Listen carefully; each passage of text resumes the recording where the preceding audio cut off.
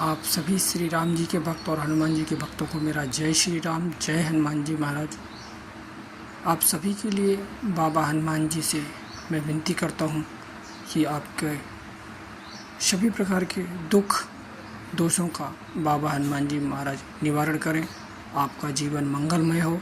ऐसी मंगल कामना मैं बाबा हनुमान जी के चरणों में आपके लिए रखता हूँ। जो भी यह वीडियो जिसको भी जाए, यह वीडियो के माध्यम से मैं आप सभी के लिए बाबा हनुमान जी के चरणों में आप सभी के लिए मंगल कामनाएं करता हूं बाबा हनुमान जी से कि आपके सभी प्रकार के गुण आप में आए और आपके जो दोष हों वो आपसे दूर हों और आपका जीवन मंगलमय हो। जय श्री राम, जय हनुमान जी महाराज।